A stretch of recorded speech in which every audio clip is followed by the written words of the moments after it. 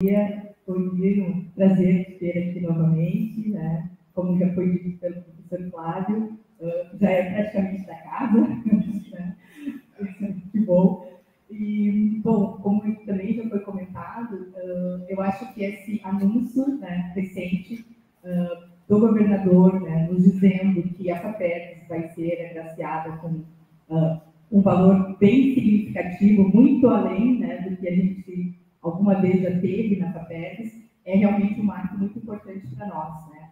E eu estou aqui em nome da reitora para encorajar a todas as pessoas, todos os pesquisadores, né, para que realmente submetam as suas propostas, né? A gente tem certeza que aqui nessa sala nós temos muitas pessoas capazes de ter sua proposta bem aprovada, né? Com pesquisas de ponta, né? Muito importantes para todo o ecossistema, tanto de inovação, né?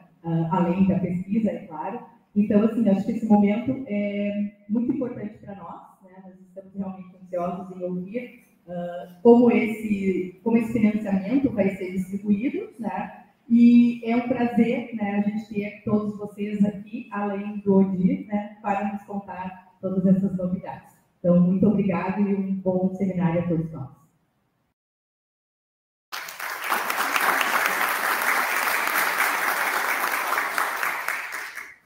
Agradecemos as autoridades que compuseram a mesa de abertura e os convidamos a ocuparem seus lugares na plateia para acompanhar a palestra do professor aqui. Gostaria de informar que esse seminário está no formato híbrido, sendo transmitido via Encontro.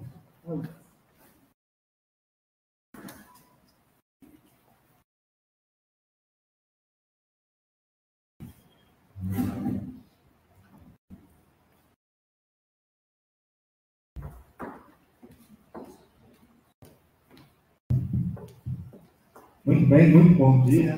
Obrigado pela calorosa recepção aqui. Realmente eu me sinto em casa aqui na URGS, né? E, na verdade, eu quero também até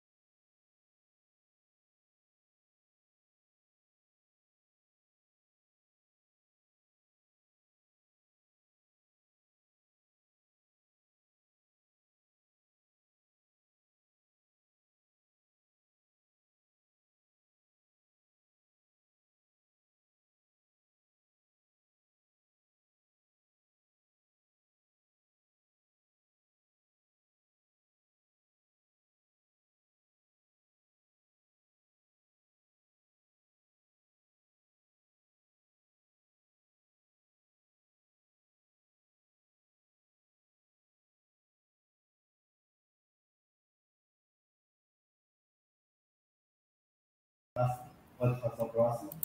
Aí voltei para a Universidade Federal de Pelotas, onde fui acolhido então, no Centro de Biotecnologia em janeiro de 95, na Universidade Federal de Pelotas. Passa o próximo. E lá, então, iniciei os meus trabalhos num espaço que nem um laboratório era, né? Mas foi onde eu consegui iniciar meus trabalhos de pesquisa, um dos meus primeiros orientados aqui. Observem que, na época, as condições eram difíceis e a restrição orçamentária também muito severa. E a gente, na luva descartável, a gente não descartava, né? A gente reutilizava. Para vocês terem uma ideia, né? Próximos.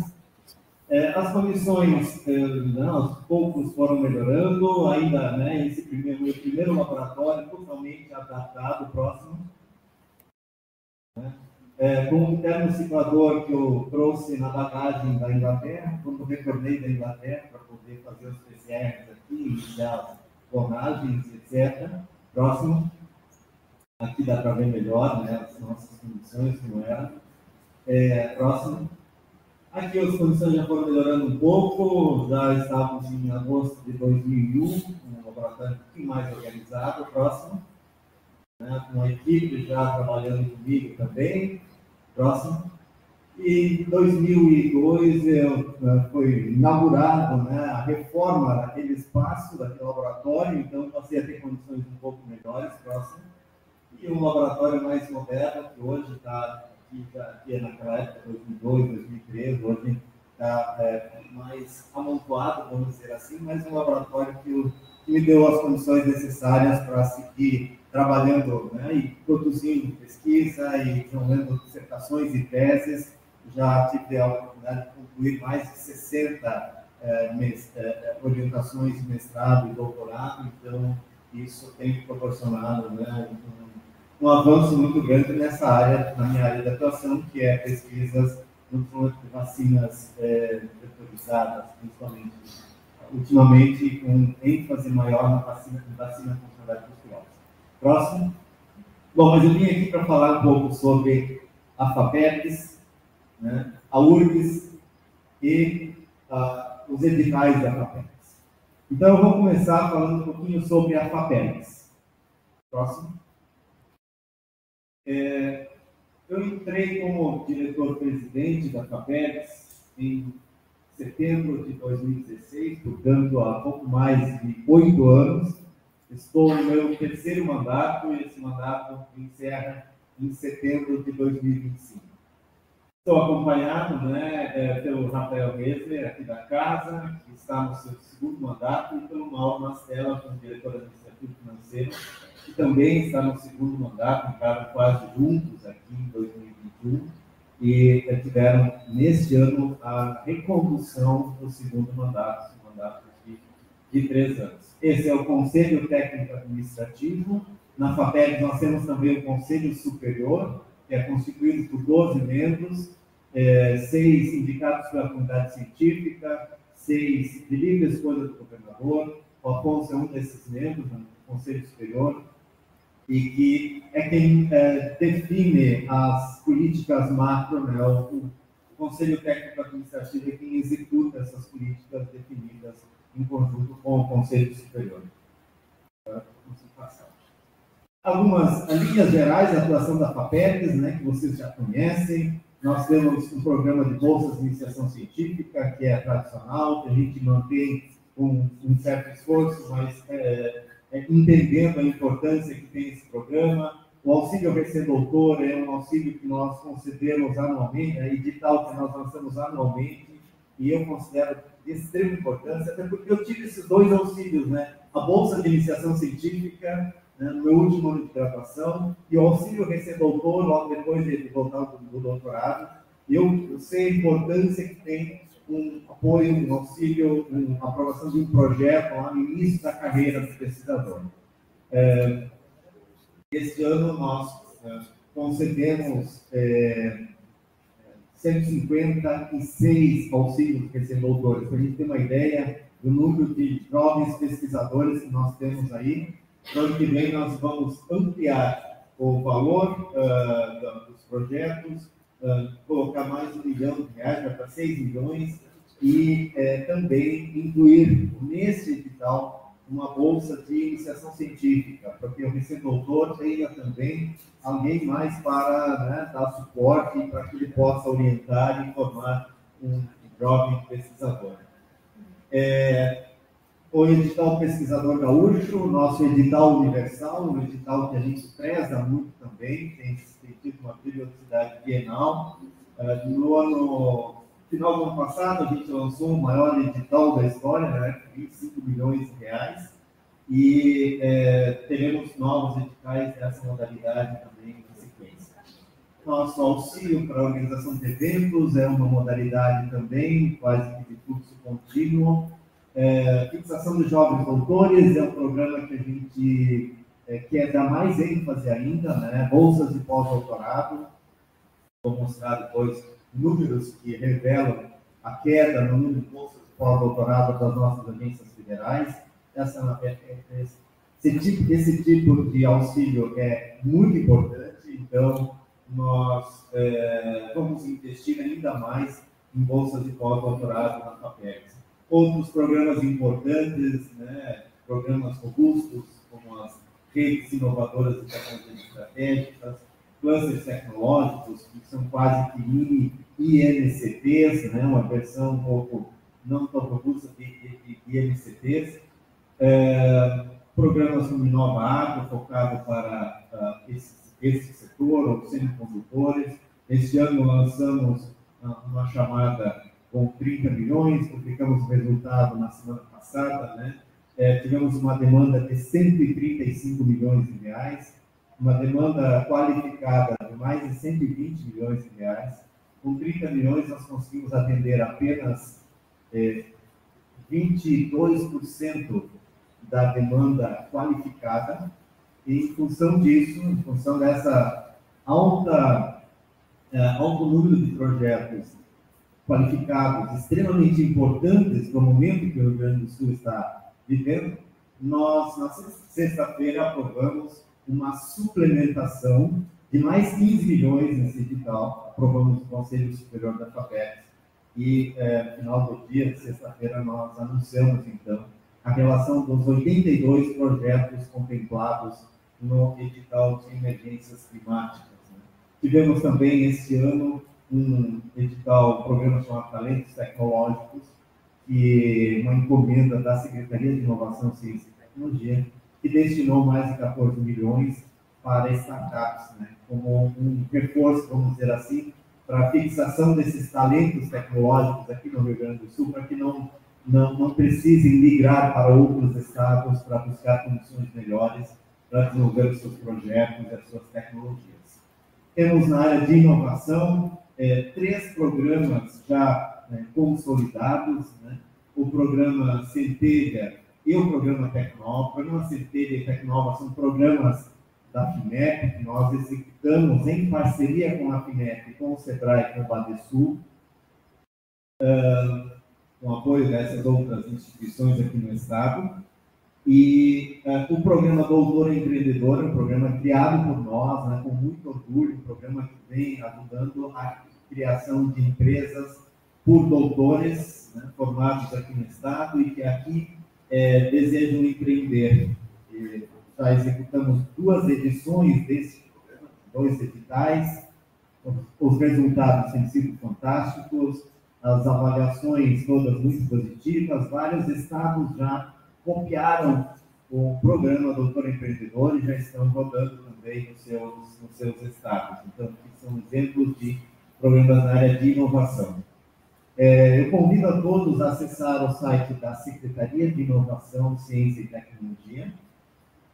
Lá vocês vão encontrar o Observatório da Inovação do Rio Grande do Sul, onde tem diversos indicadores aqui, né, relacionados, por exemplo, aos ambientes de inovação, como incubadoras, MITs, parques tecnológicos, ICTs, aceleradoras. E aqui, dados sobre os investimentos e também alguma coisa sobre produção científica.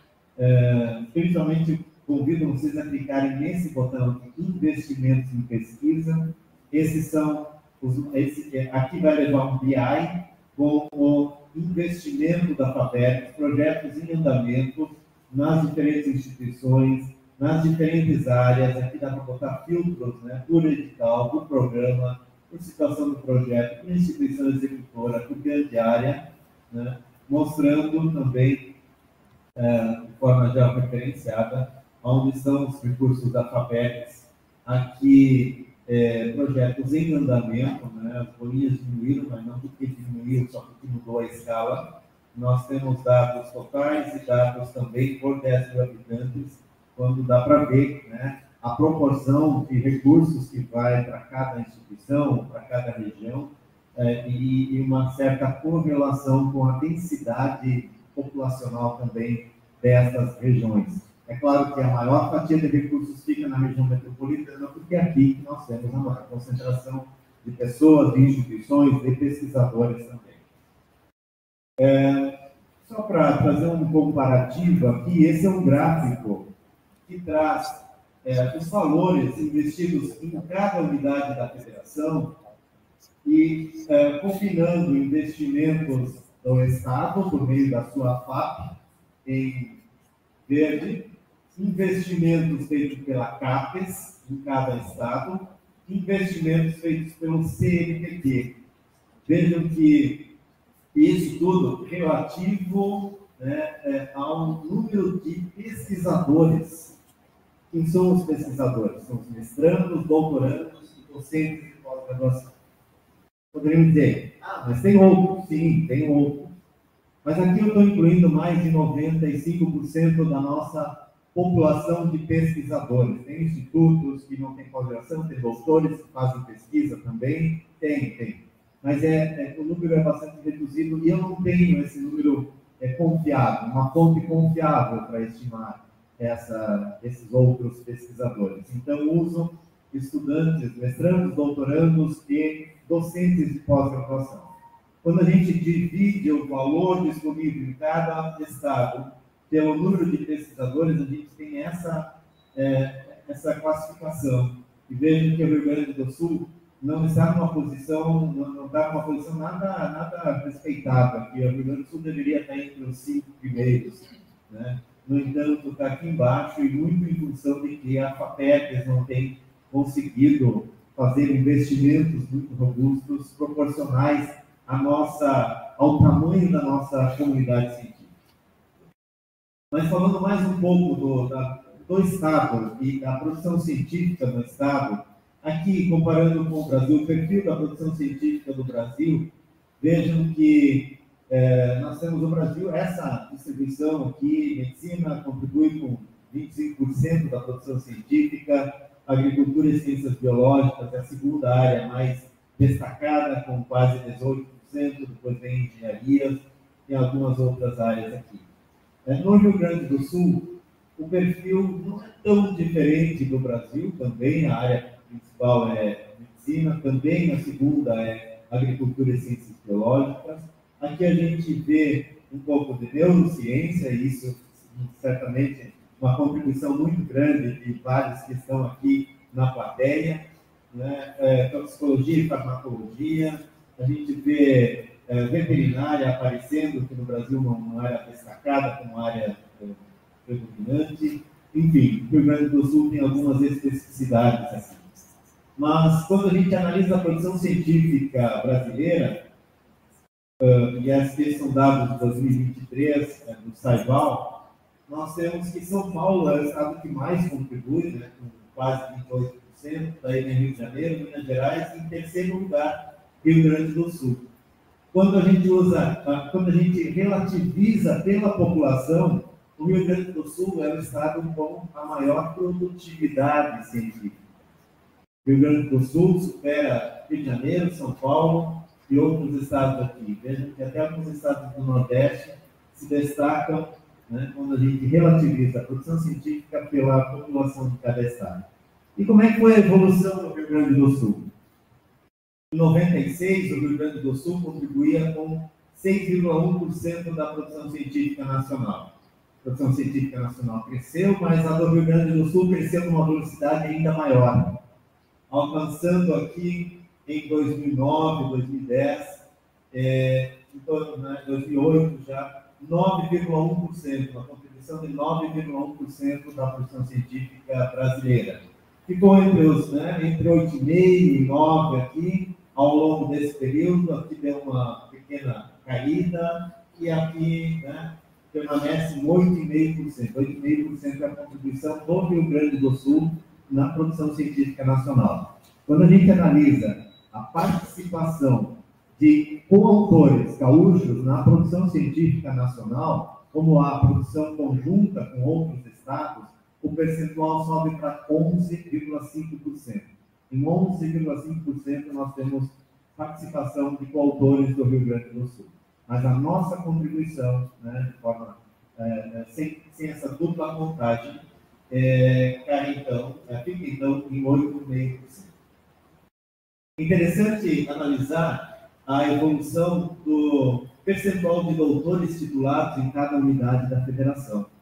Em 98, 66% dos doutores eram titulados em São Paulo, 16,5% no Rio de Janeiro, e sobrava apenas 17,5% para todas as outras unidades da federação. O Rio Grande do Sul contribuía com 4,5%. A contribuição do Rio Grande do Sul aumentou e estabilizou aqui em torno de 10%. 10% dos doutores titulados no Brasil são titulados aqui no Rio Grande do Sul. Vejam, os dois únicos estados que diminuíram a sua contribuição proporcional foram São Paulo e Rio de Janeiro, mostrando então uma desconcentração, né, da produção, da titulação de doutores, da formação de doutores. Todos os demais estados tiveram um crescimento na participação na titulação de doutores. É claro que isso também se traduz, quando a gente analisa a evolução da produção científica, a gente tem uma correlação direta, né, um crescimento de todos os estados e uma diminuição proporcional nos estados de São Paulo e Rio de Janeiro. Analisando a produção científica do Rio Grande do Sul, a gente tem esse perfil, né, um crescimento. Aqui nós produzimos menos de 1.000 artigos científicos publicados em revistas indexadas na base de dados Scopus. E hoje, né, passamos de 11.000, e nesses dois últimos anos, 2022 e 2023, tivemos uma queda bastante expressiva, voltando aqui um pouquinho mais de 10.000 produções nós tivemos no Rio Grande do Sul. E aqui são as instituições. Aqui está a URGS, a Universidade Federal de Santa Maria. Vamos tirar o Rio Grande do Sul, ficar só com a URGS, Universidade Federal de Santa Maria, Pelotas, PUC-RS, FURG, e aqui as Unicinos, Ciências da Saúde de Porto Alegre, Unipampa, Caxias do Sul, Passo Fundo e assim por diante, seguindo essa classificação. A URGS contribui com um percentual bastante expressivo, e depois eu vou mostrar no gráfico essa participação da URGS na produção científica do Rio Grande do Sul ao longo do tempo.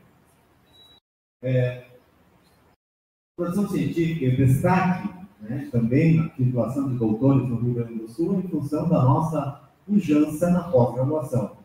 A pós-graduação que iniciou em 1964, com o primeiro doutorado criado aqui na URGS. Certamente o nosso corretor sabe tem essa informação, nem sabe qual foi o programa criado em 64?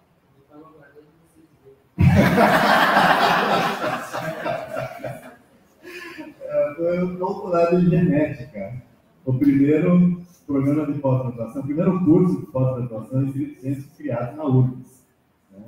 Logo em seguida veio doutorado em física, depois doutorado, depois começaram os mestrados aqui, o doutorado foi muito, né, menos de 10, até 85, menos de 10 cursos de doutorado, só que aqui o número começou a crescer. Os mestrados acadêmicos e mestrados profissionais. Uma queda aqui no final do quadriênio passado, né, alguns programas fecharam, não foram criados outros, a CAPES não abriu a oportunidade de criação de novos programas. Em 2023, aqui, nós tivemos a criação de alguns doutorados e voltou a crescer um pouco a nossa pós-graduação. Mas a nossa força em função disso aqui, dos nossos muitos programas voltou a falhar. Está passando agora, não está mais. Pode passar o próximo. por favor. Seta, né? Na setinha para frente ou para baixo. Aqui, a seta. Você vai conseguir passar. Se não trancou. Uma seta. Zerou? Não. Vamos voltar. Vejam só. Nós temos uma alta densidade de programas de pós-graduação e temos uma excelente qualidade também nos nossos programas de pós-graduação. Quando a gente analisa o número de programas e nota 7, nós temos 37, nota 6, 49, nota 5,4, né? A média de nota dos nossos programas de pós-graduação só é superada pela média alcançada por São Paulo e Rio de Janeiro. Nós temos 416 programas, agora são um pouco mais, 432 atualmente. Isso aqui é no final, no fechamento do quadriênio anterior. E nós temos 21% dos programas com nota 6 ou 7. Vejam, nós temos vários estados aqui que não tem nenhum programa nota 6 ou 7. Nós temos, né, esse número aqui, 86 programas nota 6 e 7. Isso é muito importante, é muito expressivo. Em termos de... De novo.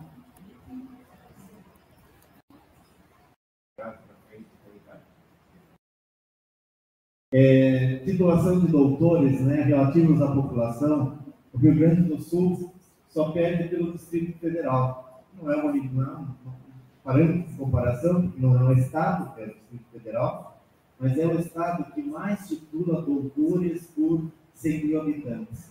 Um índice que alcança o dobro da média nacional. Estes estados aqui, ontem eu estava dando uma entrevista falando um pouco sobre isso aqui, sobre as assimetrias. Aqui há necessidade de muito investimento em formação de recursos humanos. Nós, felizmente, temos uma riqueza de recursos humanos qualificados aqui e nós temos que saber aproveitar essa riqueza.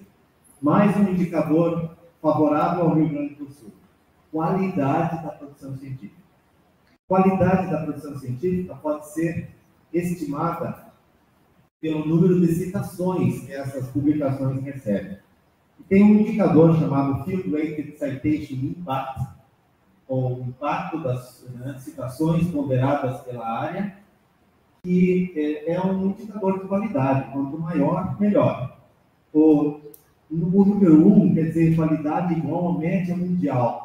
O Brasil, historicamente, está abaixo da média mundial, em 0,87. E esse número não tem mudado ao longo dos anos. Está praticamente estagnada a qualidade da produção científica. Mas o Rio Grande do Sul supera a média nacional, supera a média mundial.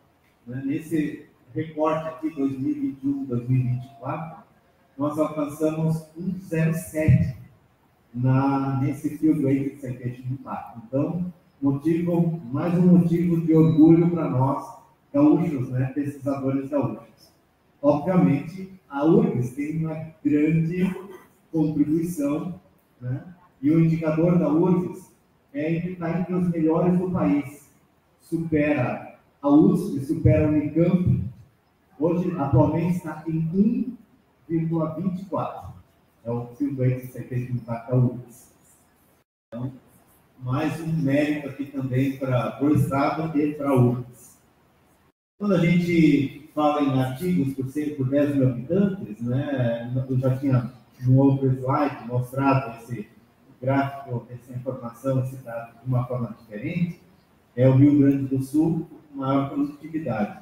Mas aí alguém me chamou a atenção, tá, mas não é a população que faz pesquisa, são os pesquisadores.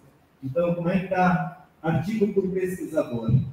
Aqui nós estamos relativamente bem, mas não somos o primeiro, né? São Paulo tem a maior produção de artigos por pesquisador. Lembrando, pesquisador mestrando, doutorando e docente da pós-graduação. É baixo, né? 0,36 artigo por pesquisador por ano. Né? Esses são dados de 2023. É muito baixo. Precisamos melhorar esse indicador. Intensidade de pesquisadores. Pesquisadores por 100 mil habitantes. Depois do Distrito Federal, é o Rio Grande do Sul, que tem a maior densidade de pesquisadores mestranos, doutorandos e docentes da pós-graduação, por 100 mil habitantes. Aqui um quadro comparativo, eu busco e procuro manter atualizados esses indicadores aqui comparativos entre unidades da federação. Percentual da população, contribuição do PIB, percentual de doutores, de matrículas na pós-graduação, de produção científica, bolsas CAPES, bolsa CNPq, captação geral do CNPq, orçamento das FAPES, percentual captado da FINEP, e aqui um recorte só para o ano de 2023 da FINEP. Veja, o Rio Grande do Sul tem 5,4% da população nacional e tem, né, na maioria dos indicadores aqui, um percentual maior do que a população. Só fica muito abaixo aqui no orçamento da FAPES. Felizmente, vamos mudar esse número aqui, vamos fazer ele subir consideravelmente. Mas nós somos bons na captação de recursos das agências federais. Isso que tem permitido que a ciência no Rio Grande do Sul tenha conseguido prosperar, né, e crescer. Mas São Paulo tem um percentual aqui tão exagerado, né? O que mais se destaca é a participação da FAPESC na soma do orçamento de todas as FAPES aqui, né? Que alcança 36%. Mas, em termos de pós-graduação, matrícula na pós-graduação, o percentual é muito parecido ao percentual da população. Eles produzem muito, mas eles são grandes. É um estado grande, um estado que tem 4 vezes a população, 4 vezes a população do Rio Grande do Sul. Vamos falar agora um pouco mais da URGS. Já falei da FAPES e desse cenário geral do Rio Grande do Sul, comparando com alguns dados do estado em relação aos outros estados.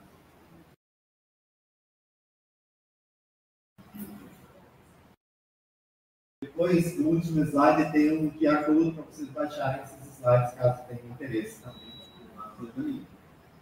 Vamos ver aqui, ó, número de programas de pós-graduação e alunos por instituição, dados da última quadrienal, do Rio Grande do Sul, e a posição que a URGS encontra aqui. A URGS tinha no final do quadriênio 89 programas de pós-graduação, com esse número de doutores titulados e matriculados. Aqui, então, 11.900, né, praticamente 12 mil matrículas na pós-graduação, incluindo os titulados ao longo daquele ano. Isso representa 33% da pós-graduação do estado do Rio Grande do Sul. A URGS é 1/3 do Rio Grande do Sul, em termos de contribuição na pós-graduação. Aqui está a contribuição na produção científica de cada instituição ao longo do tempo. Eu até tenho ficado surpreso, mas eu gostei de ver esse slide quando eu tabulei os dados e pude observar. Vejam, a URGS, em 97, contribuía com 2/3 da produção científica do Rio Grande do Sul. E agora contribui com um pouquinho mais de 1/3. Não que a URGS tenha diminuído, né? Pelo contrário, a URGS sempre cresceu, mas as outras instituições cresceram mais. Eu poderia traçar aqui um paralelo com São Paulo. A URGS no Rio Grande do Sul é São Paulo no Brasil. Podem gravar isso na memória, vocês não estar muito errados, né? Uma diminuição na participação, na contribuição, mas ainda bastante expressiva. Santa Maria vem em segundo lugar, depois Pelotas, depois vem a FURB, a Unipampa está em azul aqui, a Federal de Ciências da Saúde do Porto Alegre, a Unipampa, aqui a PUC, as confessionais, PUC, Unicinos, Unilassalle e Universidade Franciscana, né?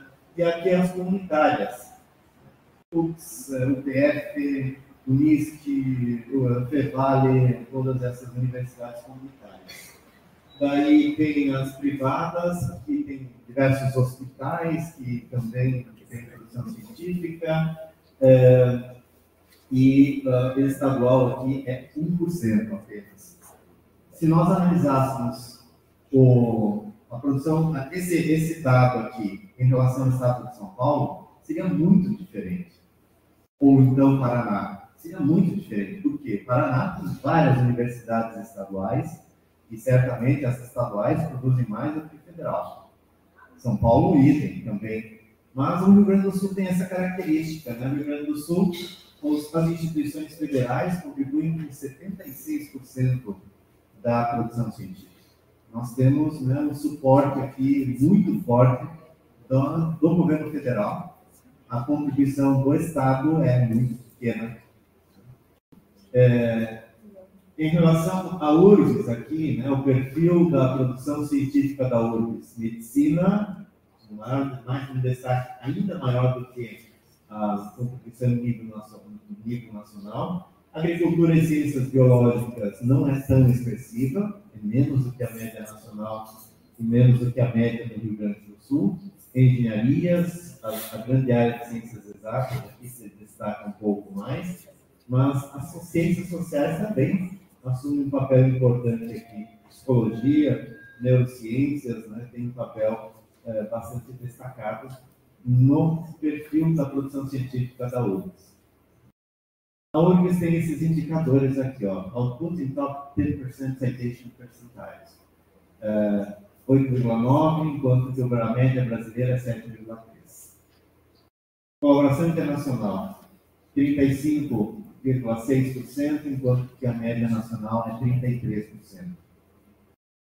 Publicação nos top 10% periódicos. A produção da URGS é 21%, do Brasil 19%. Academic Corporate Collaboration, né? Cooperação com empresas. A contribuição da URGS é 2,8%, a taxa de publicações com a participação, a autoria com alguém ligado à empresa, 2,8%, e o Brasil é 2,2%. Veja, a URGS está acima da média nacional em todos esses indicadores. E aqui, o que eu citei antes, né, o Field Rate Citation Impact, 1,24. Não é o maior do país, mas está entre os 5 maiores. E, por incrível que pareça, atualmente, o maior Field Rate Citation Impact é a Universidade Distrito Federal de Sergipe. E por quê?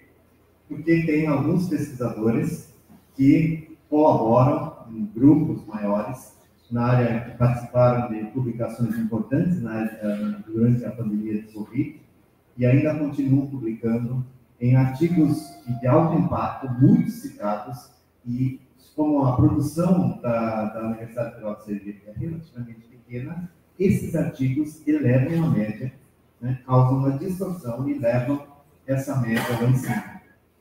Mas, quando a gente analisa as instituições que produzem acima de um certo número de artigos, né, a URGS é que tem o melhor Field Rate Citation Impact. Vou mostrar um pouquinho o CNPq, a situação, a contribuição do CNPq e o quanto a URGS tem se beneficiado dos recursos captados, recursos disponibilizados pelo CNPq. Ao longo dos anos, né, a evolução do orçamento do CNPq, e aqui eu separei em modalidades, né, bolsas no país, divulgação científica, auxílio à pesquisa, aqui estão os editais Universal e os outros, Vale, INCTs e outros auxílios à pesquisa. E separei bolsas no exterior para a gente tirar o efeito, ou destacar o efeito do programa Ciência Sem Fronteira. Então, nós tivemos ao longo dos anos essa evolução do orçamento do CNPq. Quando a gente corrige pela inflação, a gente vê que em 2023, embora a gente tenha tido uma recuperação no orçamento do CNPq, nós tivemos valores equivalentes a 2007. Sendo que em 2007 nós tínhamos menos da metade dos pesquisadores que nós temos hoje. Então, aqui, realmente, nós temos um subfinanciamento muito, muito grave e nós não estamos conseguindo recuperar essa situação. Para o ano que vem, a previsão do orçamento do CNPq é estabilidade, é ficar com o mesmo orçamento deste ano. É uma situação muito, muito ruim. Aqui estão recursos captados pela URGS do CNPq. Aqui eu preciso contar um fato que, né, eu achei muito interessante. Né? O professor Rafael, quando o pró-reitor, disse que pediu para algumas pessoas da equipe dele fazer um levantamento de quanto a URGS capta do CNPq a cada ano. E eles ficaram 2 meses trabalhando e chegaram para ele e disseram: professor, é impossível. Porque o CNPq fala diretamente com o CPF do pesquisador. Né? O pesquisador submete o seu projeto, o Edital Universal ou qualquer outro, recebe o recurso e a pró-reitoria não fica sabendo. Mas está tudo registrado, tudo documentado numa planilha Excel gigante, e o CNPq disponibiliza anualmente, com todos os pagamentos feitos para todos os processos, todos os CPFs, ao longo do ano, né, uma planilha gigante, mas está lá em dados abertos, CNPq, a gente consegue ter acesso a essa planilha, e com alguns filtros, né, eu fiz isso ontem, e consegui filtrar aqui recursos captados nas várias modalidades, iniciação científica júnior, né, linhas de fomento, eu selecionei aqui por linhas de fomento. Se quiséssemos ver por CPF, também daria, por pesquisador, né, dá para saber exatamente quanto o CNPq pagou para cada projeto, para cada grupo, enfim. E aqui tem bolsas de doutorado, aqui foi diminuído de 19 milhões para 12 milhões, no ano passado, com o aumento do valor das bolsas, aumentou um pouco. Apoio a projetos de pesquisa, 10 milhões, né, depois foi caindo, chegou fundo do poço aqui em 2021, sem edital universal, 2 milhões e 600. Aqui, uma recuperação boa em função dos INCPs, do edital de INCPs, e aqui melhorou ainda mais. Bolsas de produtividade em pesquisa, vejam, estava nas partes de 14 milhões. Aqui houve reajuste na taxa de bancada, então aumentou um pouquinho. Bolsas de mestrado, uma queda muito expressiva, bolsas de apoio técnico e assim por diante. As demais bolsas aqui vocês podem observar. Linha de total, 72 milhões, 67, 62 e assim por diante, 59 e aqui 98, um aumento considerável no último ano. Nessa linha aqui eu resolvi aplicar a inflação, corrigir o valor pelo IPCA. Então, em 2015, nós tivemos, a URGS captou equivalente a 125 milhões de reais, ou seja, muito mais do que em 2023, ou mais do que em 2023, bem mais do que esses anos aqui de crise severa. Para ver como nós estamos ainda, né, com financiamentos muito abaixo do necessário. O CNPq está muito mal ainda, né? Conseguiu se recuperar. Mas esses valores representam aproximadamente, aqui representavam aproximadamente 50% da captação de recursos do Estado do Rio Grande do Sul. Aqui diminuiu para 42%.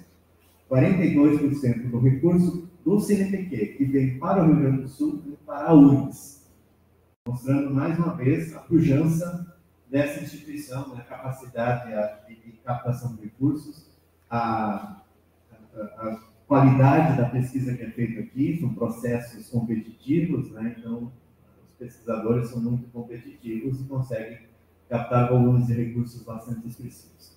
Vamos ver um pouco a CAPES. A CAPES, a gente analisa o orçamento da CAPES em relação ao número de bolsas.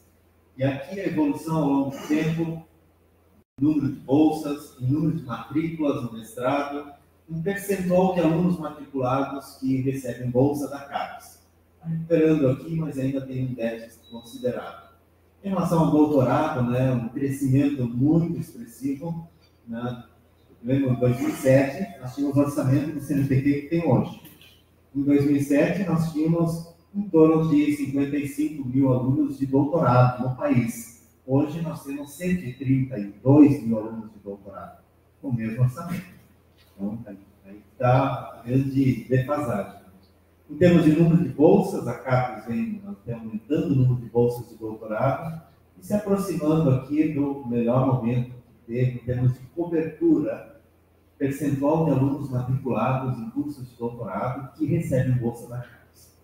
Mas aqui outra situação, o número de doutores titulados ao longo do ano, veio a pandemia, agora conseguimos recuperar e ultrapassar uns 25 mil aqui.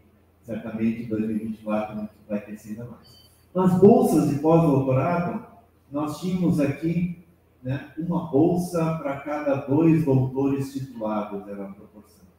E aí o número de doutores titulados cresceu e o número de bolsas PNPD e PTJ só diminuíram. Sempre que aumentou um pouco o número de bolsas PTJ, numa parceria com as FAPES aqui, mas a CAPES continuou recolhendo bolsas PNPD. Este ano aqui, acho que vai estabilizar ou voltar a crescer um pouco esse número, mas nós temos um déficit muito grande aqui de bolsas de pós-doutorado. Por isso, a FAPERGS vai investir um pouco mais em bolsas de pós-doutorado.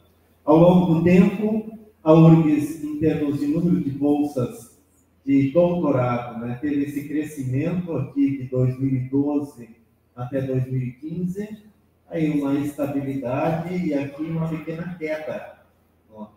Caiu aqui o número de bolsas de doutorado. Chegou a ter 1.936, no ano de 2023, 1.680 bolsas de doutorado da CAPES.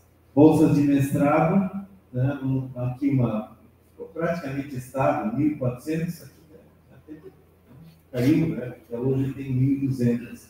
E bolsas de pós-doutorado, a URGS chegou a ter mais de 300 bolsas, 313 bolsas de pós-doutorados da CAPES, bolsas PNPD, e atualmente caiu para 81. Em 2023, 81 bolsas de doutorado. Perdemos mais de 200 bolsas, a URGS perdeu mais de 200 bolsas.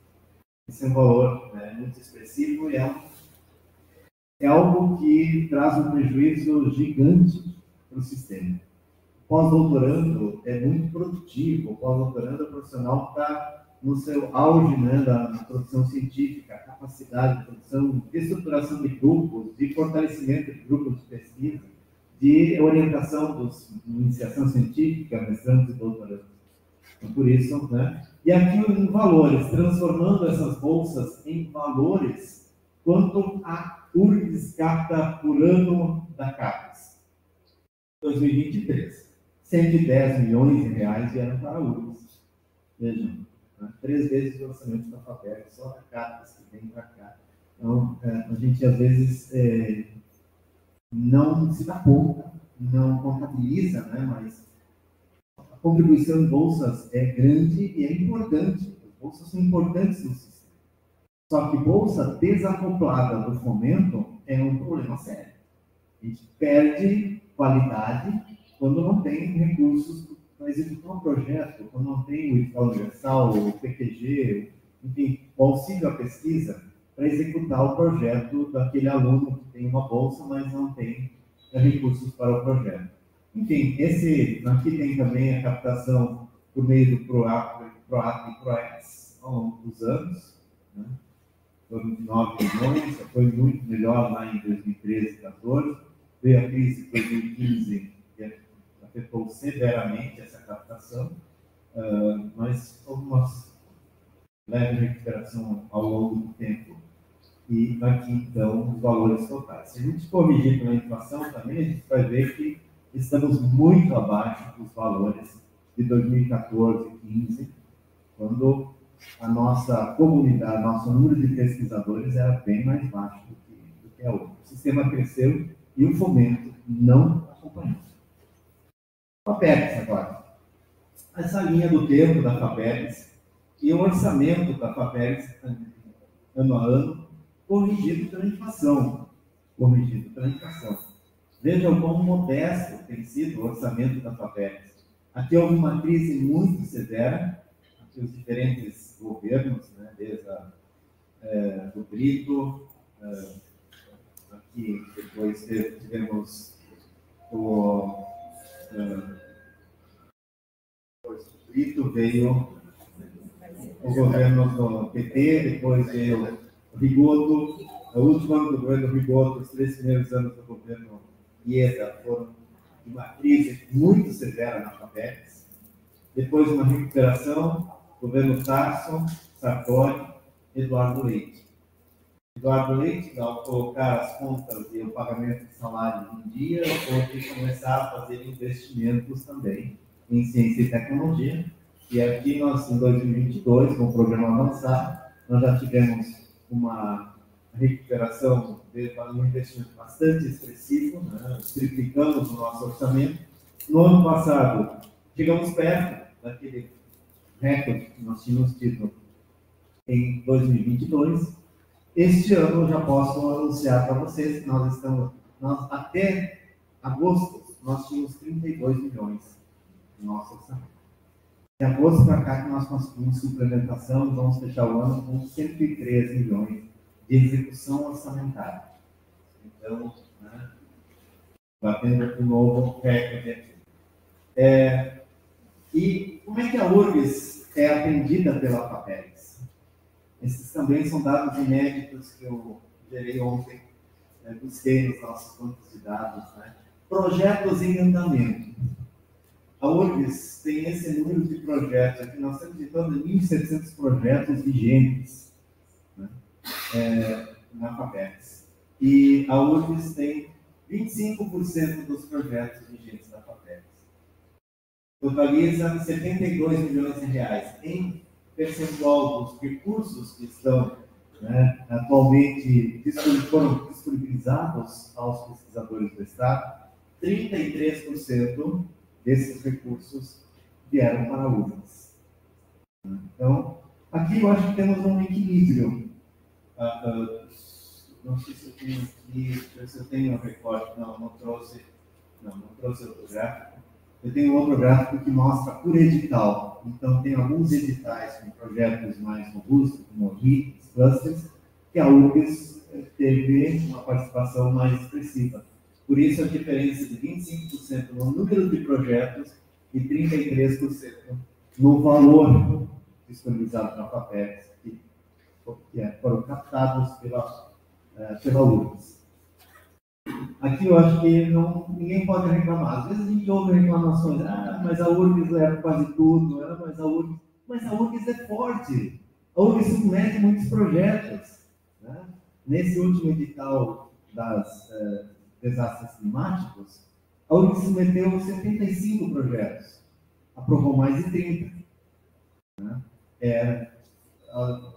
Submeteu 50%, praticamente 50% do número de projetos submetidos foi originado da URGS, né? Ou seja, a URGS trabalhou, então, submeteu, é claro que vai levar mais.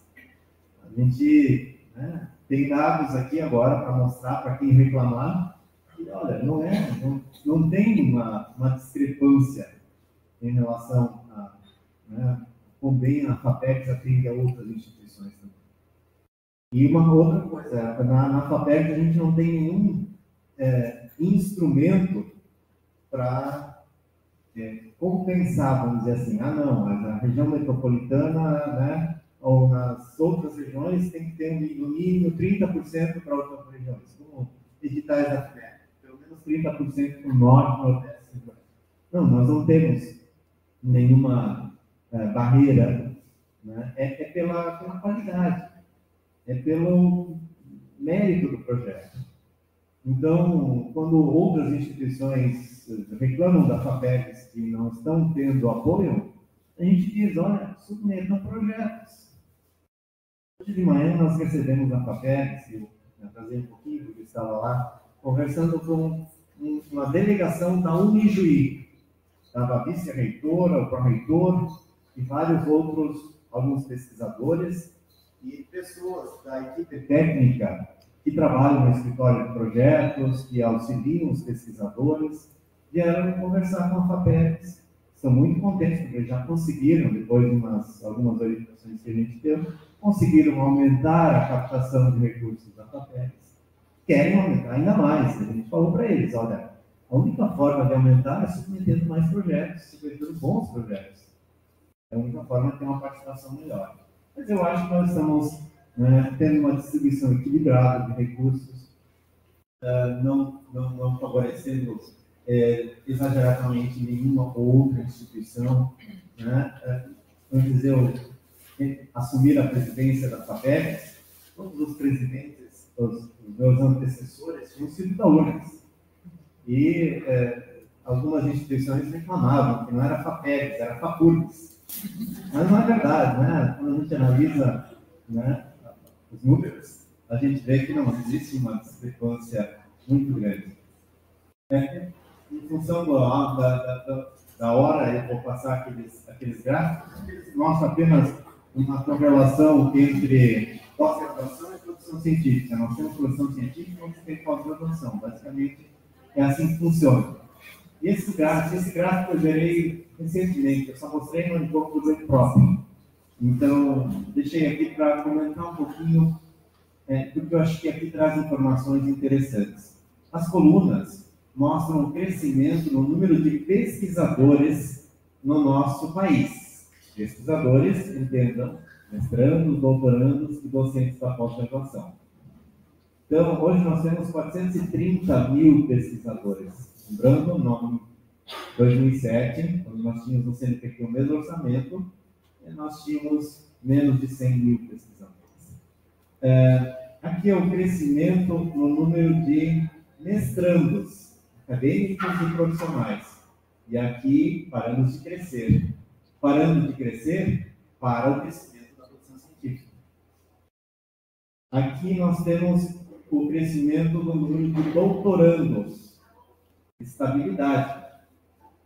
Estabilizando, não cresce a produção científica. Aqui, a linha que indica o crescimento no número de orientadores da pós-graduação. Já temos mais de 100 mil orientadores na pós-graduação. E até teve uma pequena expansão de 2022 para 2023. E a produção científica? Olha só que desastre. O que está acontecendo? Bom, tivemos um crescimento mais acelerado nesse período aqui, e uma queda. Me chamaram a atenção quando mostrei esse gráfico. Mas o mestrado profissional não tem como objetivo a produção de um artigo, tem como objetivo a formação profissional. Então, seria melhor tirar os mestrandos profissionais. Então, tá. Então, vamos tirar. Aqui eu tirei mestrando profissional.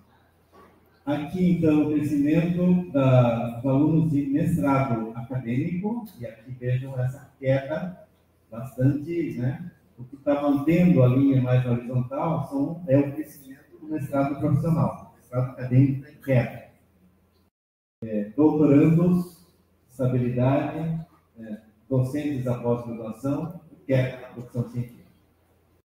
Produtividade. Nós estamos produzindo mais, tendo uma maior produtividade? A resposta é não.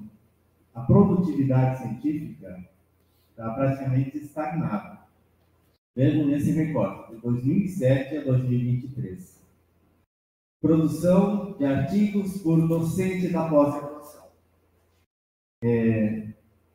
Claro que temos outras produções que não são de artigos, também são relevantes. Tem algumas áreas em que a produção mais importante não é artigo. Então tem mais coisas aqui. Mas aqui eu estou contabilizando todos os artigos publicados em revistas indexadas na base de dados Scopus, e nós não alcançamos um artigo por docente da pós-graduação por ano, em média.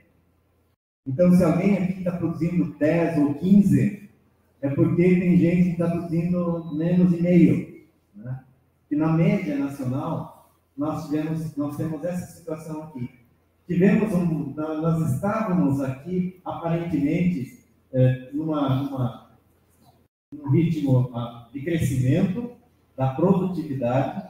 A pandemia nos elevou essa produtividade, a gente ficou em casa e produziu mais, Nós tiramos da gaveta os resultados que tinha, mas aí passou a pandemia, a gente despenca aqui na nossa produção, o número de pesquisadores parou de crescer, para de crescer a produção científica também.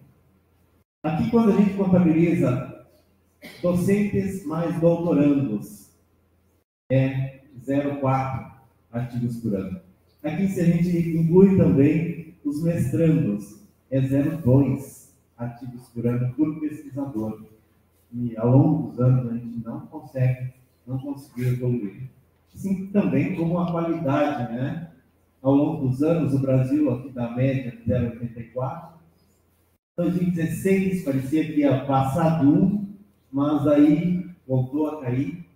E a média geral, 0,88, que ao longo desse período todo aqui de quase 20 anos. E a China? Só para uma comparação, vejam, lá atrás a China estava pior que o Brasil. Em 2006, a China estava com 0,6, 0,55, 0,6. Onde está a China hoje? 1,2 na média. A China cresceu em número e cresceu em qualidade. O Brasil, infelizmente, não conseguiu. Esse gráfico eu já mostrei. A situação do Brasil. Agora vamos comparar o Brasil com o mundo, né? O Brasil está queda na produção científica nos últimos 2 anos. Outros países também tiveram queda. E a Rússia foi um país que teve uma queda maior do que o Brasil.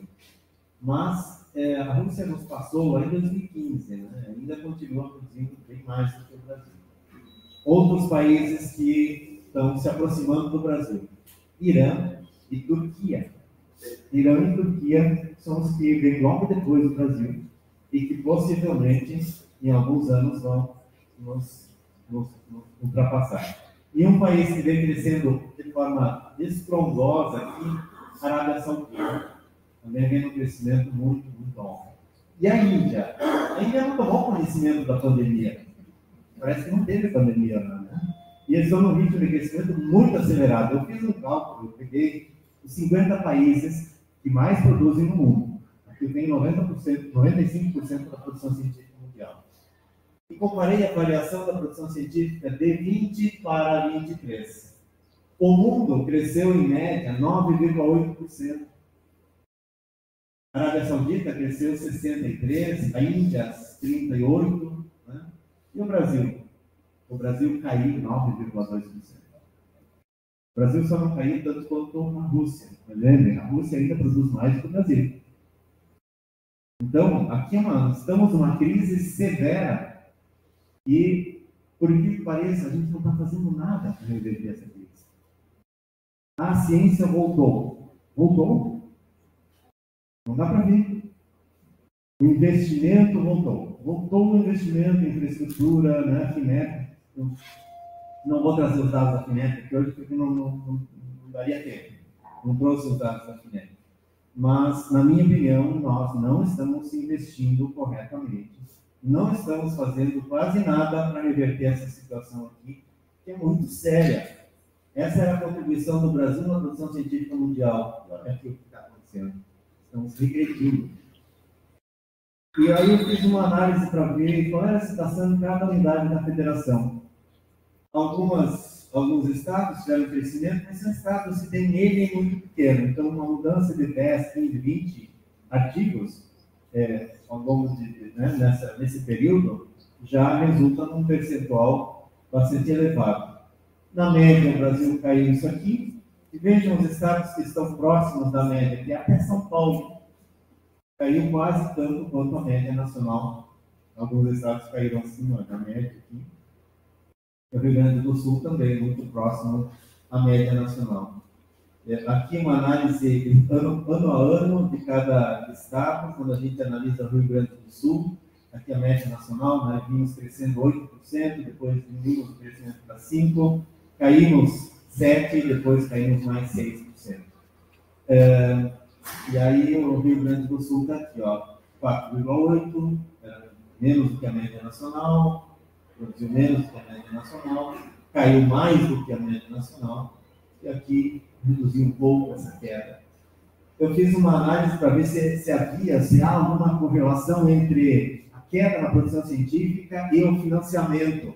a crise no financiamento. A primeira justificativa que alguns deram, né? Mas também a crise no financiamento foi muito severa, né? Mas não é só a crise. Veja, esse aqui é um valor disponível por pesquisador em cada unidade da federação. E se a gente vê Espírito Santo, ou então Amazonas, né, tem muito recurso, ou então Rio de Janeiro, ou São Paulo, nós temos valores expressivos e uma queda também muito expressiva. Então, não há correlação, está-se tem um valor por pesquisador menor, não tiveram uma queda tão grande, portanto, não há correlação direta entre a crise no financiamento e a queda na produção científica. Certamente contribui, mas não é só isso, tem outros fatores. E agora, finalizando, vamos passar rápido. Os editais da FAPERGS, e a semana passada um anúncio nosso, né, um anúncio de um grande investimento em ciência e tecnologia, um plano de investimento de 360 milhões de reais. Um investimento que é 5 vezes maior do que a média anual da última década, né? Portanto, isso é motivo de comemoração. Desses 360 milhões, parte vão ser executados pela Secretaria de Inovação, Ciência e Tecnologia, parte pela FAPERGS. O que cabe à FAPERGS e o que cabe à Secretaria? Aqui é um resumo um pouco mais estruturado, né, de recursos e de investimentos aqui, CICT e FAPERGS, recursos do Fundix ou recursos do Tesouro. Mas, de uma maneira geral, assim, de uma forma bastante agrupada aqui, nós queremos esses valores aqui. Então, para a FAPERGS fazer o que ela quiser, vamos dizer assim, o que ela quiser no sentido de o que ela já vem fazendo, mas para fazer um pouco mais, nós teremos 60 milhões para investir de uma forma mais ampla. E teremos outros 60 milhões para investir em inovação, em startups, em criação de empresas. Teremos 90 milhões para investir em grandes programas como BITs, clusters. Teremos outros recursos aqui para apoio a ecossistemas de inovação, para várias outras coisas. Dentro de alinhados agora à política estadual de ciência, tecnologia e inovação, foi elaborada pelo Conselho Estadual de Ciência e Tecnologia, que definiu algumas áreas prioritárias e eixos estruturantes, e vejam que cabe muita coisa aqui dentro dessas áreas prioritárias e eixos estruturantes, e também definiu algumas missões para o Estado. Portanto, nós vamos trabalhar de forma alinhada a estas missões. É importante que todos conheçam, né? E eu confesso que eu gostei muito da missão 11. E vamos trabalhar muito para executar essa missão. É entre os estados que mais investem em ciência e tecnologia no Brasil, né? Claro que para isso a gente vai precisar de mais recursos, né? A gente vai precisar de esse volume ainda não é suficiente. Mas vamos ter editais alinhados a essas missões e FAPERGS, né, vai ter esse orçamento já assegurado. Então, diferente de anos anteriores, em que a gente começava o ano, esses últimos 3 anos especialmente, com 30 e poucos milhões no nosso orçamento, agora nós podemos fazer um planejamento para 210 milhões. Então, é uma mudança de paradigma, uma mudança de patamar. E eu espero que a gente não regrida mais, né, que a gente continue avançando para nos levar próximos ao 1,5% da receita líquida de impostos do Estado, que deveria ser, de acordo com a Constituição, deveria ser repassado à FAPERGS. Com esse volume de investimentos aqui, nós vamos passar de 0,5%. Vamos passar um pouco de 0,5%. Nós estamos ainda muito longe do 1,5%. Portanto, era isso que eu tinha para apresentar. Aqui está o QR Code, se quiserem baixar os slides, aqui estão as informações com os meus contatos. Eu agradeço muito a atenção de todos e me coloco à disposição aqui para responder perguntas. Muito obrigado.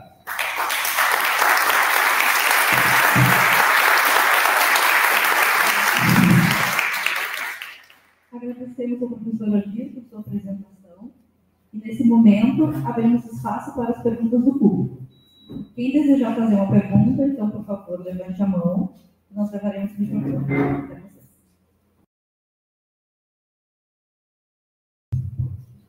Então, antes que façam as perguntas, eu digo muito obrigado. Finalmente, eu sei conforme o que ela está fazendo. Isso é muito importante.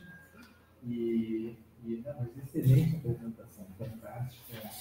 Está o Rodrigo aqui, né, e a Michele, a Professa, e nós vamos rachar o computador. Ele vai. Eu posso compartilhar as planilhas. Aqui, obrigada. Isso. Obrigado. E vamos ouvir aqui, a gente precisa, né? O Jair para ele pegar os milhões, né? Bom dia, acho que meu nome é Aline Reis, sou professora da Escola de Educação Física, Fisioterapia e Dança aqui da URGS, e me chamou bastante atenção os números apresentados ali pela PEGS. A minha área natal aqui é dança para a saúde, é uma área interdisciplinar, um pouco difícil de conseguir verba, mas me chamou um pouco a atenção que a medicina é uma área que recebe bastante dinheiro, né, tanto no nível nacional quanto no nível estadual. E a minha grande questão é, será que a gente tem mais dinheiro destinado para a medicina, mais projeto destinado para a medicina, ou mais chamadas destinadas para a medicina?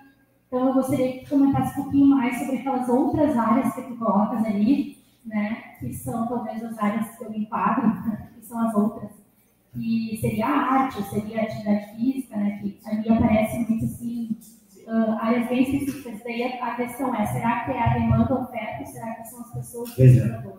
Naqueles gráficos que mostrei esses percentuais da área de medicina, ciências biológicas, agricultura, ciências biológicas, engenharia, etc., aquele é o output, é a produção científica. Em outras, tem muita coisa, né? Tem muita coisa que se acha em outras. A grande área de ciências humanas não tem como principal veículo de publicação, né, artigos científicos.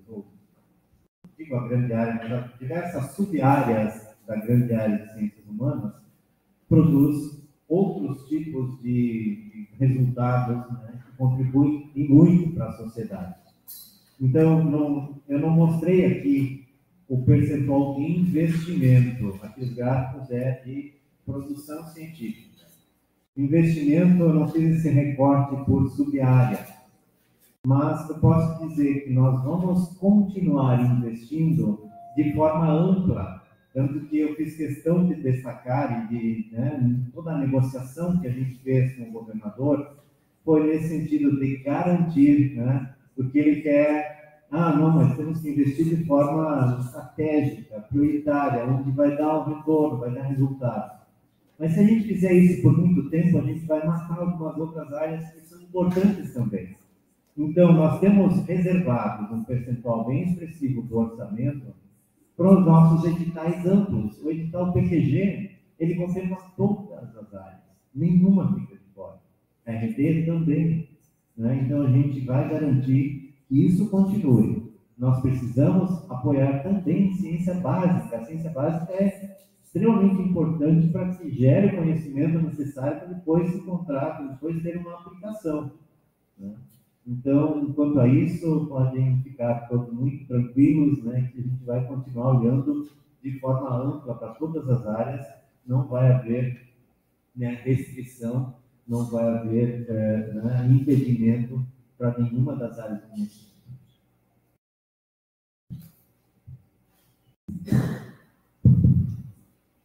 Bom dia, gente. Muito obrigado pela apresentação.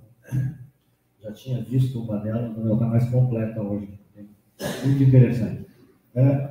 Eu tenho, na verdade, um par de perguntas que vão em relação com esses recursos disponíveis do Estado do Rio Grande do Sul pode passar a ser o estruturante da ciência e tecnologia no Estado.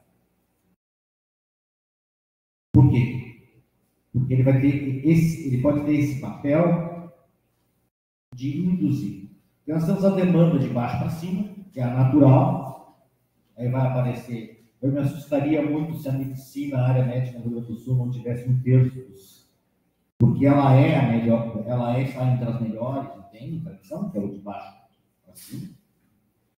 Mas o Estado pode ter, a partir de agora, ele pode ter um papel de cima para baixo. Aí vão 3 perguntas.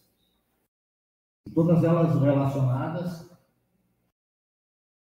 entre si. O primeiro, que os editais da FAPERGS, ou editais do Estado, para serem estruturantes, eles vão ter que medir algum nível, né, de TRL1 a TRL9, e eu acho que é fundamental que isso seja feito pela FAPERGS. A segunda coisa que é relacionada a toda essa, é que nós somos muito ruins ainda, incipientes, né, no Brasil, é em ACV, em análise de ciclo de vida, ou Life Cycle Assessment. É impossível se fazer ciência ou política científica sem que se tenha essa ferramenta essencial, e nós engatinhamos em todos os níveis. Então, eu acho fundamental também, e é uma sugestão, que se tenha, via FAPERGS, alguma coisa estruturante para que a ACV passe a ser parte fundamental nesse processo, incentive os diferentes grupos que possam fazer isso, e a demanda é muito grande. Eu posso dizer que as pessoas... Eu tive um estudante que fez, quando eu estava na Inglaterra, ele fez o doutorado lá, e ele fez, eu não sei nada, não foi bem em nada, análise de ciclo de vida, e ele fez para aquilo. E hoje ele atende Petrobras, Braskem, etc., com conhecimento. Então, é fundamental, eu acho, que o Estado faça isso, porque se nós quisermos ser players, porque qualquer projeto que for para a comunidade europeia, para qualquer outro, se você não tem LCA, se você não tem análise de ciclo de vida, esquece. E qualquer gestor responsável, se não se basear nesses aspectos, é fundamental. E a terceira, que é a mais importante, que nós somos ainda muito amadores, que é na comunicação. Nós somos péssimos na comunicação. E eu acho essencial, e comunicação não é fazer mídia social, não é fazer TikTok, que nem a CAPES quer agora substituir artigo por TikTok. Não é isso. Tá? Isso é o mínimo que a gente espera, que a gente se comunique com o grande público. Eu acho que está faltando aí então, também, e a FAPERGS pode junto fazer isso, que é um estruturante na comunicação. E a comunicação, ela tem que, evidentemente, tem que ser o grande público, isso é natural, isso que se espera, mas a gente tem que ter uma política de comunicação social que seja interessada aos profissionais da área, aos que fazem, e mais importante ainda, que é com os tomadores de decisão, públicos e privados. Sejam eles desde as câmaras de vereadores até ao governador, que ele tenha acesso, contribuição, que se faz em ciência e tecnologia para que eles tomem decisões baseadas na ciência, não baseadas no eu acho. Então, essas são as minhas 3 colocações. Obrigado. Muito bem, eu concordo com as 3 colocações. E em relação à questão da maturidade tecnológica, né, e nós temos que ter programas que sejam dirigidos para os diferentes níveis de maturidade tecnológica. Até pouco tempo, a FAPERGS olhava basicamente só para o mundo acadêmico. Em 2016, 2017, eu já estava alguns meses na FAPERGS, e o então presidente do CONFAP me pediu, né, numa mensagem, perguntando qual é a proporção do orçamento da FAPERGS que é investido em inovação. E aí pois é, quanto a FAPERGS investe? Praticamente nada. Não tinha investimento em inovação, em empresas. tinha tido no passado o Tecnova 1, tinha tido o PAP de subvenção lá em 2011, tinha tido algumas iniciativas, mas muito modestas. A partir de 2017, 2018, nós começamos a investir um pouco mais nos programas de estímulo à criação de startups, fortalecemos Tecnova, investimentos em pesquisa em empresas que olham para um TRL um pouco maior, para ajudar a elevar o nível de maturidade tecnológica. Portanto, essa prática nós já temos e nós vamos continuar olhando para isso, né? Continuar comentando desde a transformação de uma boa ideia em um produto ou um processo útil à sociedade, né? É uma boa ideia em um negócio de sucesso, até, né, o fortalecimento daquelas que precisam, né? Tem áreas que têm tempo de maturidade muito mais longa do que outras. E a gente tem que trabalhar com essa diversidade também e poder apoiar de forma adequada cada uma dessas áreas. Em relação à questão da avaliação, eu vou juntar as duas últimas colocações. E eu destacaria a necessidade que nós temos de investir mais em avaliação do impacto das políticas de ciência, tecnologia e inovação. Eu estive em Londres há poucas semanas participando de uma missão onde nós fomos conhecer um pouco mais do REP. Eu acompanhei professores da USP e algumas outras representantes da CAPES e da FAPESP. E fomos lá, então, conhecer órgãos do governo e também universidades e ver como eles lidam com a necessidade da avaliação do impacto da pesquisa, da ciência e tecnologia na sociedade e como é feita a comunicação desses resultados na sociedade. Então, acho que nós precisamos investir para que a gente tenha pessoas experientes, qualificadas, fazendo esse trabalho. Esse é um trabalho de pesquisa também. Nós precisamos de pesquisadores fazendo isso. Nós, o FAPESP, não tem pernas para fazer a avaliação de cada um dos seus programas e poder mostrar, olha, o programa Doutor Empreendedor gerou tantos empregos, gerou isso, gerou aquilo, tanto de cada real investido retornou para os cofres públicos na forma de impostos, tantos reais. O programa Pesquisador Gaúcho, qual a importância dele, enfim, nós vamos ter editais, ou vamos ter mais um edital para financiar pesquisa em pesquisa. Né? Nós precisamos nos debruçar sobre isso, aí nós vamos gerar resultados que vão despertar o interesse da sociedade também. Os nossos resultados, eles são de difícil comunicação, porque, primeiro, a gente falha também nesse processo, a gente não sabe muito bem comunicar com a sociedade. Nós precisamos de mais profissionais dedicados a isso, nós precisamos de, talvez, um apoio maior também para a comunicação. Não basta ter meia dúzia de profissionais fazendo isso, nós precisamos que nós, pesquisadores, nos tornemos também, façamos também a nossa parte, um esforço para, talvez até para poder repassar as informações que a gente gera, o conhecimento que a gente gera, para outros profissionais que saibam comunicar de forma mais ampla à sociedade. Mas os projetos, eles vão ter um item lá, estratégia de comunicação. O pesquisador tem que começar a pensar nisso também. E tem que se dar conta que isso é importante, que não basta gerar o conhecimento e publicar o artigo na boa revista lá na sua área. Ele tem que também aprender a comunicar isso para a sociedade de uma forma mais ampla. Então, acho que os 3 pontos são importantes e a gente está atento a isso.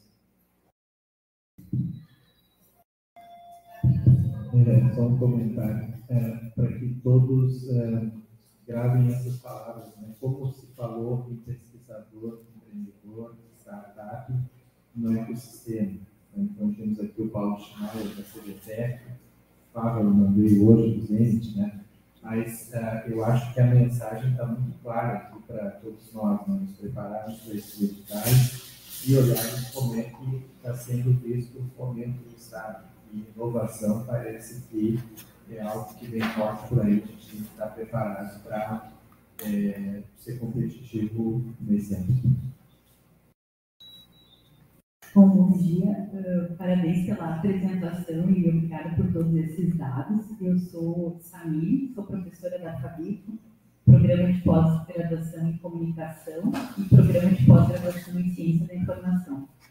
Então, pegando o gancho da sua fala, parabenizo pela ideia de lançamento de um edital para pesquisadores que pesquisam sobre a pesquisa, porque eu me incluo nesse grupo. Há cerca de 10 anos atrás, a FAPERGS lançou um edital, se eu não estou enganado, o nome era bibliometria, cientometria, algo assim. Na época eu já participei daquele edital e realmente nós precisamos saber o que é que se faz aqui no Estado, né? Então é muito pertinente o lançamento de um edital nesse sentido.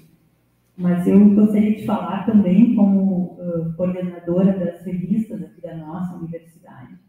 E o nosso Estado ele tem revistas científicas que são consideradas como as mais importantes do país, mas essas revistas precisam aparecer nas bases de dados, como a Scopus, como a Web of Science, como a Cielo, que são as bases de dados usadas para levantamento dos novos indicadores.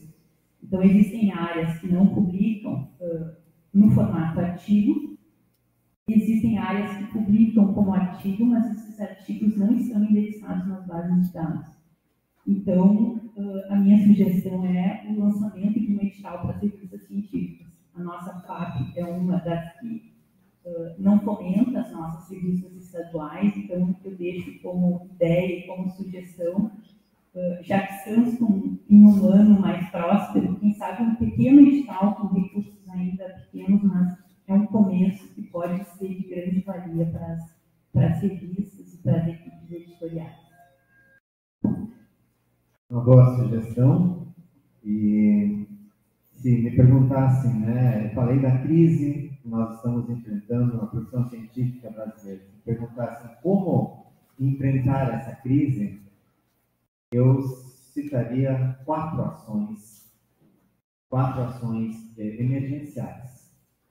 E uma delas é o fortalecimento das nossas e profissionalização, não só profissionalização das nossas revistas científicas.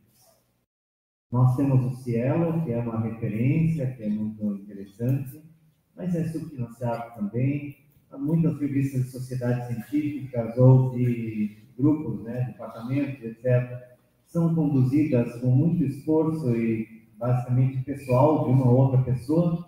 Nós temos que mudar essa realidade, né? Então, o Brasil tem que investir mais nas suas revistas. A segunda ação é investir em apoio à publicação científica, que está proibida, quase muitas revistas. Devíamos ter um programa de fomento à publicação científica.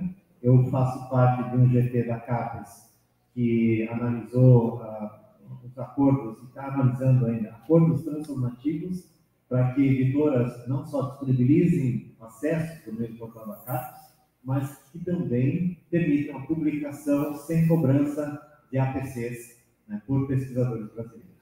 Esses acordos não estão sendo fáceis, os valores que eles querem cobrar são exorbitantes, mas a gente precisa chegar a algum meio termo aí, né, de edital para apoio à publicação ou algum instrumento para apoio à publicação, para que isso não seja um obstáculo para que a nossa ciência seja lida, seja, né, compartilhada com o mundo. Falei de duas ações. A terceira ação é um edital universal, não nesses moldes que nós temos hoje no CNPq. Nós precisamos de um edital universal muito mais robusto, né, e com a periodicidade anual, né, com recursos para que a gente possa efetivamente desenvolver bons projetos.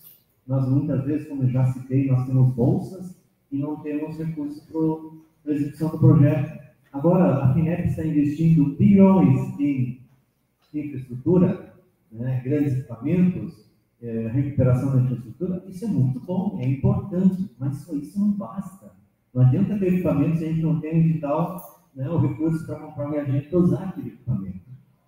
E a quarta ação, um programa muito robusto de bolsas de pós-doutorado. Nós precisamos, eu coloquei lá, pelo menos 12 mil bolsas, mas eu colocaria 15 mil no país, e aí nós teríamos uma reversão dessa situação, né, um aumento na produção científica. Então, entre essas ações está, assim, não pensamos ainda na criação de algum edital, apoio às revistas científicas do Estado do Rio Grande do Sul, mas esse é um assunto que a gente pode, né, agora, com um volume maior de recursos, podemos analisar, podemos estudar na situação, fazer algum levantamento aí para ver a possibilidade de apoiar também as nossas revistas científicas. Não descarte essa possibilidade, não. É importante.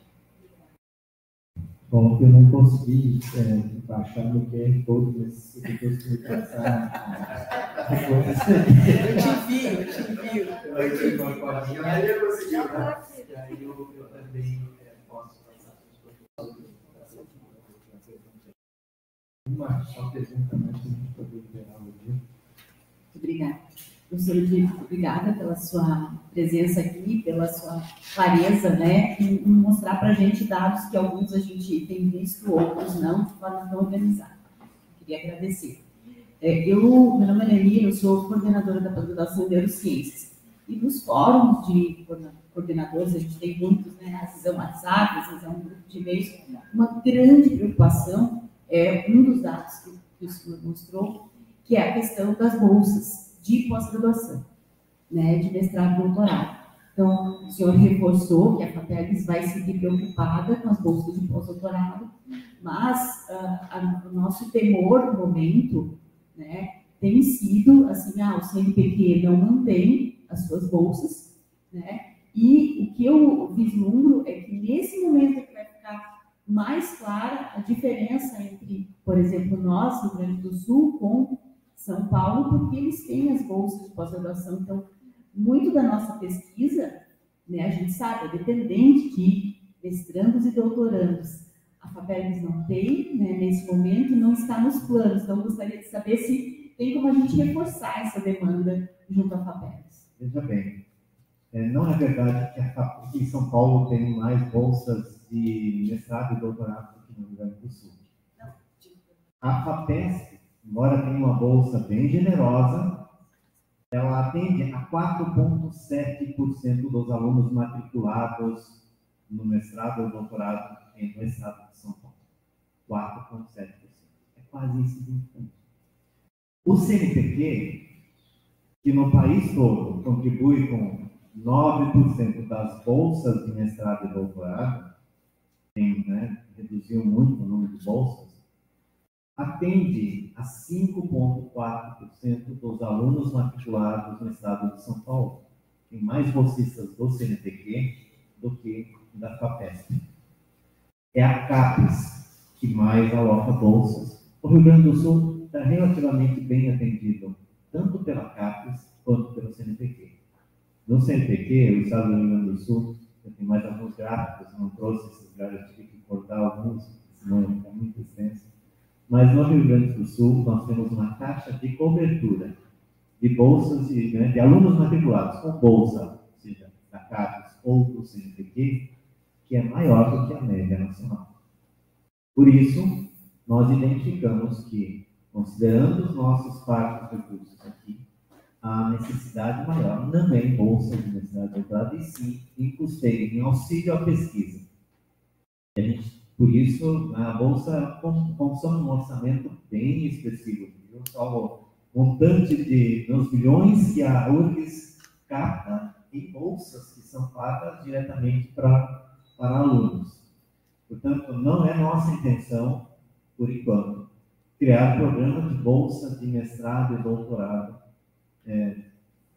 Já ouvimos, mas programas novos, recém-criados, teria como criar um enxoval, né, para que ele se estruture e consiga crescer. Não sei, pode ser discutido essa possibilidade. Mas, se nós colocarmos bolsas, vai ser inserido em projetos de pesquisa. Nós já temos nos diversos programas, RICs, clusters, emergências climáticas agora, nós colocamos a possibilidade de contemplar bolsas na modalidade que a gente chama de PDTI, Programa de Bolsa de Desenvolvimento Científico e Tecnológico e Inovação, PDTI. E essas bolsas, elas têm diversos níveis, e esses níveis tem alguns que são equivalentes à bolsa de mestrado, bolsa de doutorado. Aliás, uma notícia bem recente, bem quente. Essas bolsas PDTI, a partir de 1º de janeiro, terão um reajuste de 20% no seu valor. Então, nós vamos trabalhar com bolsas aqui no Rio Grande do Sul, de equivalente a mestrado, doutorado e pós-doutorado, com um valor 20% superior às bolsas do CNPq e da CAPES. As bolsas do CNPq e da CAPES estão muito defasadas. Eu tenho também gráficos que mostram isso.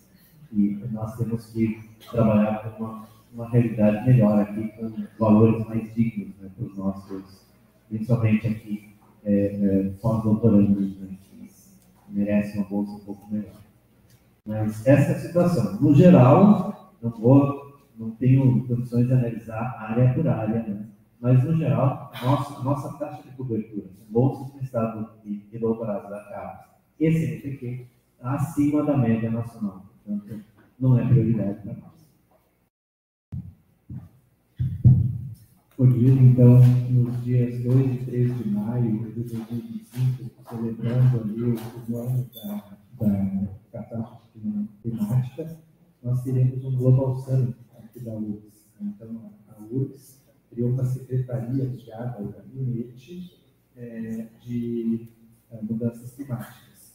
E eu não sei se esse recurso contínuo, esse apoio aberto, será que dá tempo ainda de a gente ter algum apoio para esse evento importante? Assim, o nosso edital de apoio a eventos foi lançado na semana passada. Tem 2 cronogramas, é bem fluxo contínuo, né? Tem 2 cronogramas. A gente não consegue apoiar eventos nos meses de janeiro, fevereiro e março. No primeiro trimestre a gente não opera, né? Mas até o final de fevereiro está aberto para a submissão de propostas, de pedidos para auxílio para eventos que ocorram, acho que é a partir de maio mesmo, né? A partir de maio. Então, sim, pode solicitar.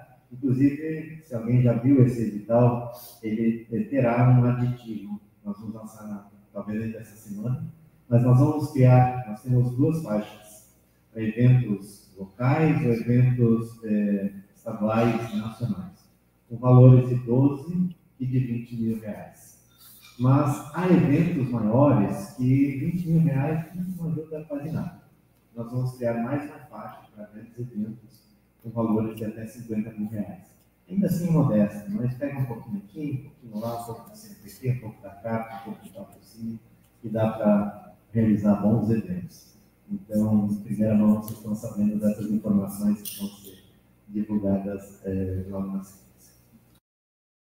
Bom, muito obrigado, Odílio. Eu acho que ficaram aqui as palavras, né? Inovação, né? O ecossistema. Né, contamos aí com o próximo seminário, quem sabe com o Paulo Schneider e o Fábio, né, do Zenit, para a gente falar aí, junto com o Propesc, de como é que a gente melhora o nosso ecossistema e desenvolve essa cultura, né, de olhar para os nossos produtos dos professores, em termos de seu desenvolvimento via startups e conexão com os órgãos de inovação. Dito isso, eu tenho certeza que todos beneficiaram muito do teu seminário, particularmente a nossa equipe da Propesc, né? Somos muito agradecidos aí pela tua disponibilidade nesse evento da hora no final do ano. E estamos aqui, vários pesquisadores, todo mundo alerta sobre esses editais que virão, esperamos submeter excelentes propostas da FAPERGS, né? E isso será para o benefício da URGS, mas sobretudo do nosso estado e do nosso país. E obrigado, Gil, pela tua atuação fantástica, a tua liderança está fazendo diferença para nós. Muito obrigado.